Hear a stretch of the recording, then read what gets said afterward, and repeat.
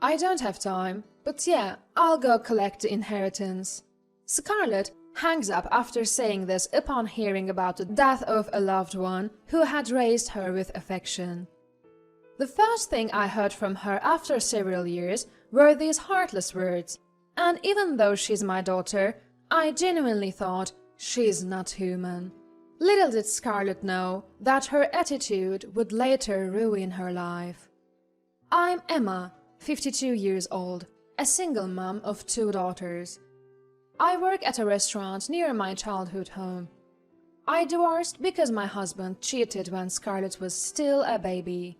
After the divorce, my dad took us in. My older daughter Karen, Scarlett, and I lived a modest life in my father's home. Though Dad is retired and on a pension, he owns a few properties, including an apartment building. I'm not sure exactly how much money he makes.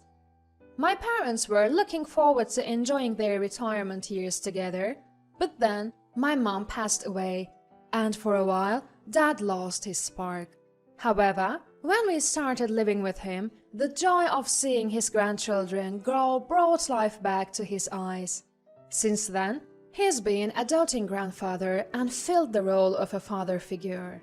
Despite being from a single-parent home, my daughters grew up in a blessed environment. Rewind to their teenage years, Karen turned out to be a conscientious, family-oriented, and gentle kid. She often helped with the household chores, making my life easier as I worked late. On the other hand, Scarlett grew up to be a charming and savvy girl. She aimed to go to college, and we all support her. Both Dad and I have always treated the sisters equally, but Scarlett was never satisfied with her monthly allowance and frequently asked Dad for more money. Even considering the private high school tuition she chose for herself, compared to Karen, who went to a public high school, Scarlett was always more expensive. A few years later, Karen started living on her own after landing a job in a company in the next town over. Scarlett, on the other hand, had enrolled in college but spent her days doing anything but studying. Both Dad and I started to worry as Scarlett's spending got increasingly out of hand. "Grandpa, can I have $500? "What, again? What are you spending all this money on?" Just another day, where Scarlett is asking Dad for money. I tried to scold her. "It's no big deal, it's for self-improvement. I'm going on a trip with my friends to take photos that will get tons of likes on social media." Social media? "Yeah, you post pictures online, and if they look good, people from all over the world will give you lots of likes. It's for building up my skills, so come on, give me some allowance." "Seriously, you don't have to give her anything, Dad." "Well, if she thinks it will help her future, why not?" Dad gives in easily and hands her the money, but he also urges her to learn from Karen. "Instead of wasting time at home, why don't you help with the chores like Karen does?" "No way. Karen didn't go to college because she was too busy with chores. I don't have time for that." Scarlett looks down on Karen, believing her to be less educated.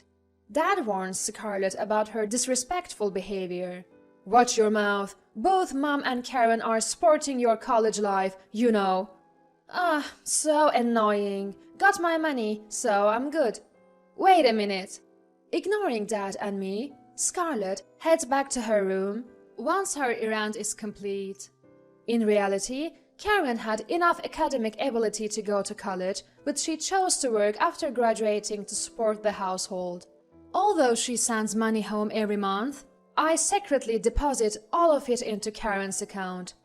Despite telling Scarlett numerous times to stop bad-mouthing Karen, she never changed her attitude. She continued to scrape by, earning just enough credits and still spending her days in leisure.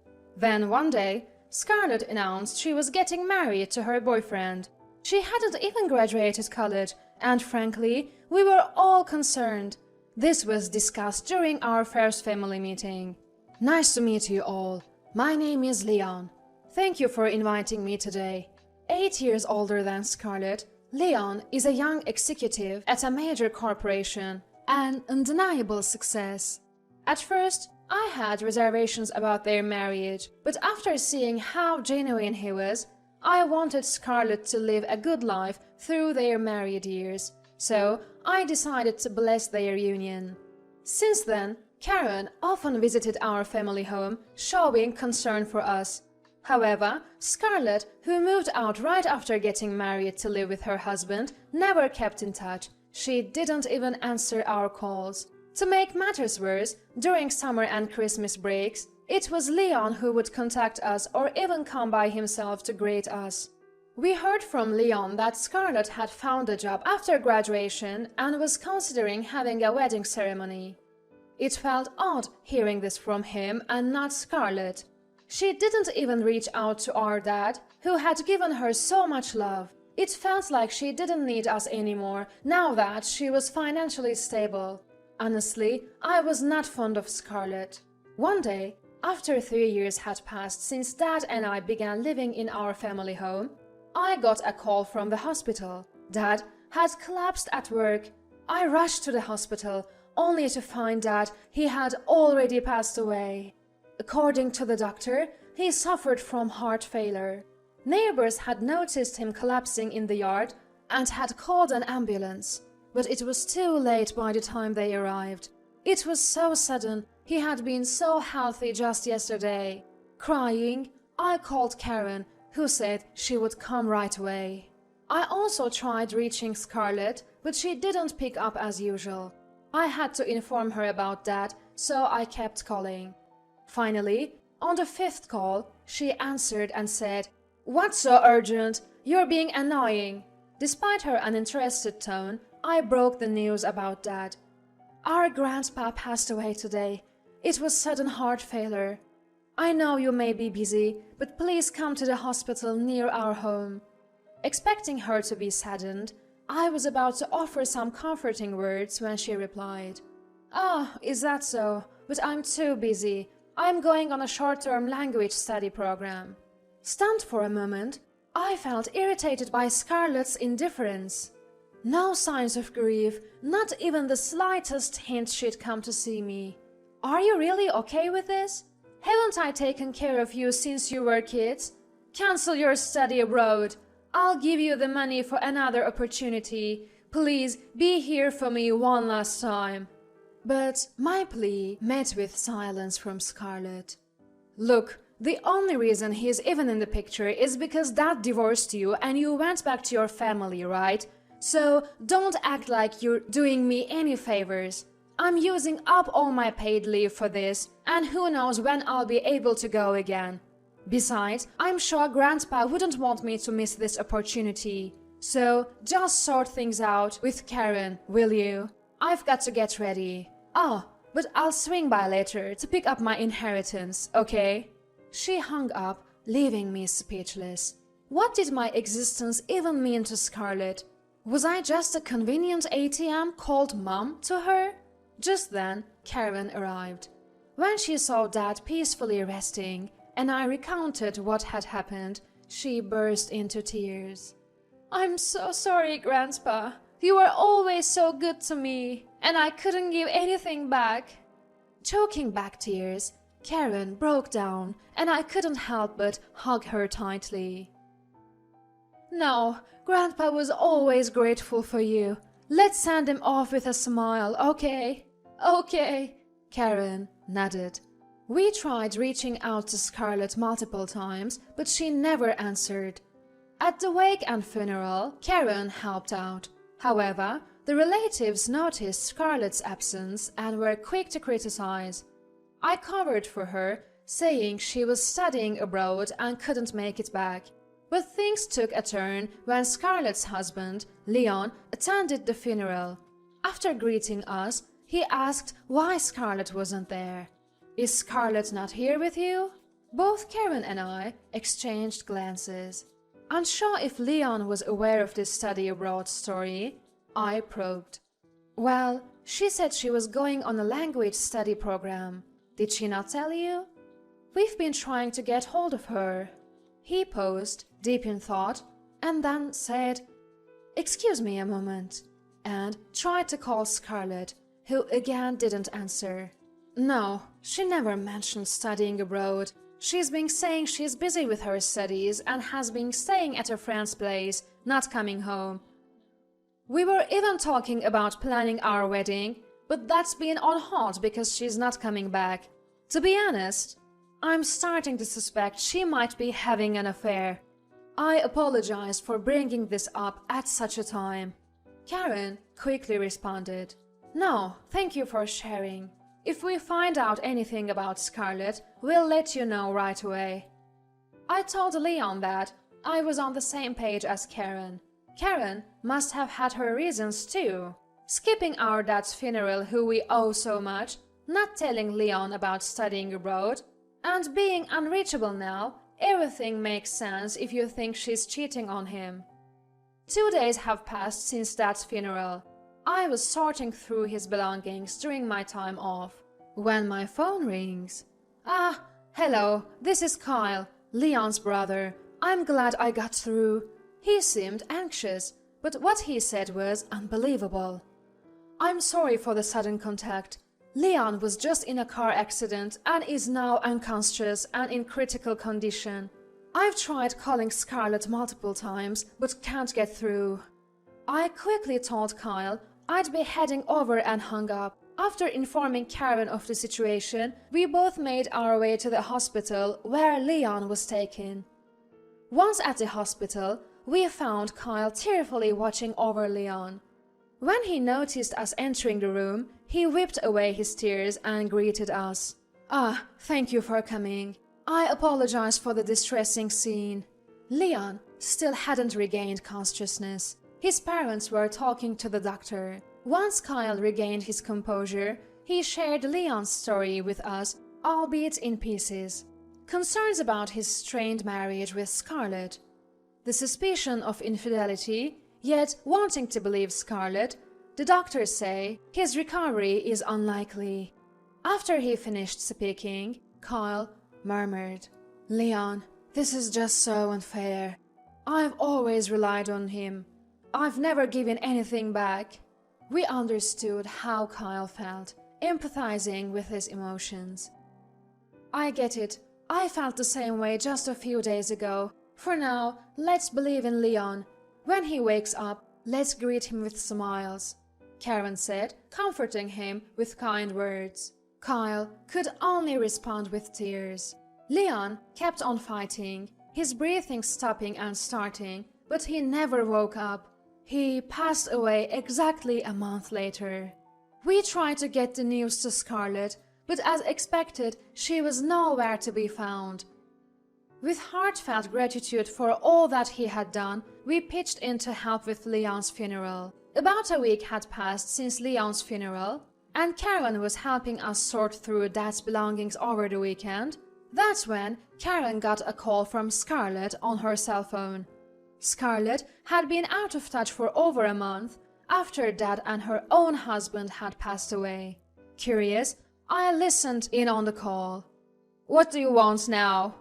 Scarlett, true to form, responded with, "Oh, Karen, I'm back in Japan, so what's happening with my inheritance?"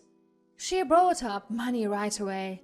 I had reached my limit with her attitude and grabbed Karen's phone to talk to Scarlett myself. "Listen, you took off abroad without telling Leon. Explain yourself." "Wait, what?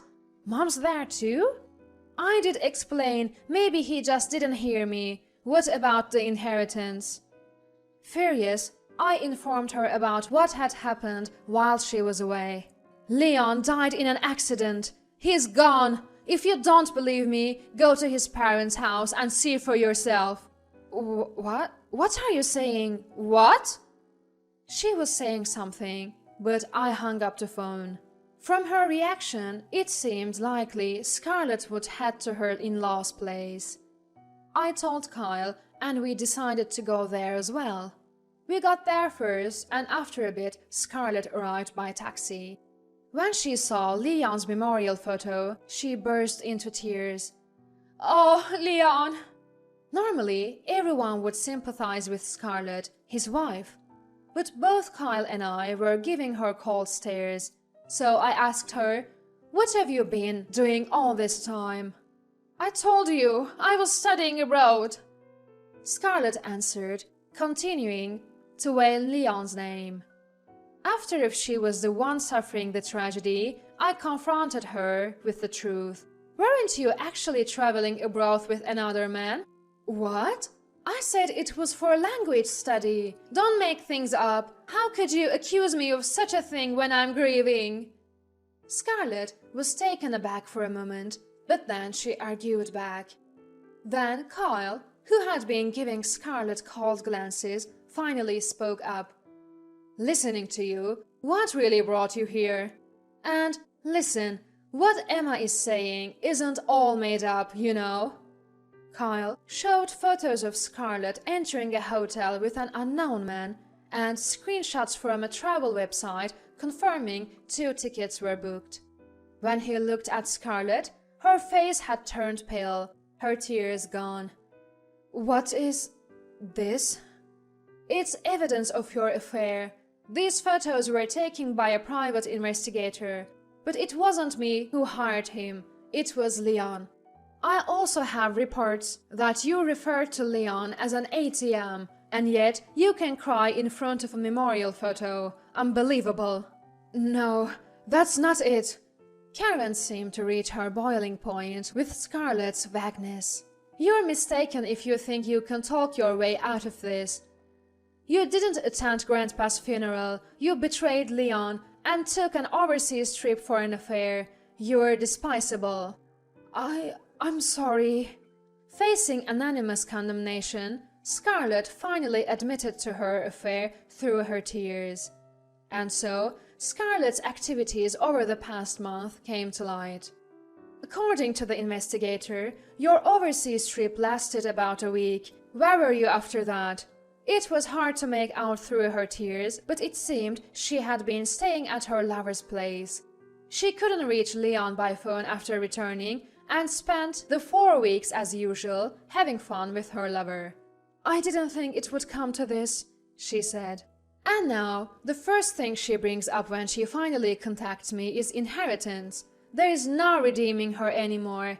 Kyle informed her that they were planning to sue her for the affair. "We're going to sue you over this affair." "But Leon is—" "Yes, he has passed away, but we can still sue you. We, as a family, won't forgive you for betraying Leon. We'll see this through." "I don't have that kind of money." Panicked, the next words out of Scarlett's mouth were about the inheritance. "Ah, yes, the inheritance. Give me my share. I'll pay for whatever I need to. Just tell me where it is." "About that, Grandpa actually prepared a will, stating that you won't get a dime. He mentioned that as soon as he stopped giving you money, you disappeared." "What?" "I think it's only fair. People aren't your convenient ATMs. I've had enough of you too. We're cutting you off. Fend for yourself." Scarlett broke down and wept on the spot. Kyle told her coldly to leave, but she wouldn't budge. Eventually, his parents, who had been watching from the next room, came out and escorted her out. As we saw a dejected Scarlett walk away into the night, we said our goodbyes to Kyle and his parents and left. I've since sold the family home, which was too large for me to live in alone, and now live with Karen in a new place. Scarlett, of course, is a different story. I don't want her to rely on me, and I've changed my contact information. Apparently, Scarlett broke up with the man she was cheating with. He was an employee from a company we do business with, and both found it uncomfortable to stay in their respective workplaces after their affair came to light. They both ended up quitting their jobs. I also came out that Scarlett had been going on a spending spree with Leon's credit card, and his family is in the process of taking legal action for compensation. A neighbor informed me that they saw Scarlett sitting alone and dejected on what used to be our family property, implying she likely lost her apartment as well. Recently, I heard rumors that Scarlett, now with heavy makeup on a gaunt face, has been approaching men in the entertainment district. I'd be lying if I said I wasn't concerned as her mother, but I maintain a stern distance, believing she should face the consequences of her actions. On a happier note, Karen and Kyle, who are the same age, have grown close and seem to be getting along well. Kyle told me in confidence that he felt something special when he first met Karen. They've been spending a lot of time together recently, so I'm expecting some good news soon. Though I'm mentally and physically drained from the series of unfortunate events, I'm optimistic about Karen's happiness and committed to living my own life fully.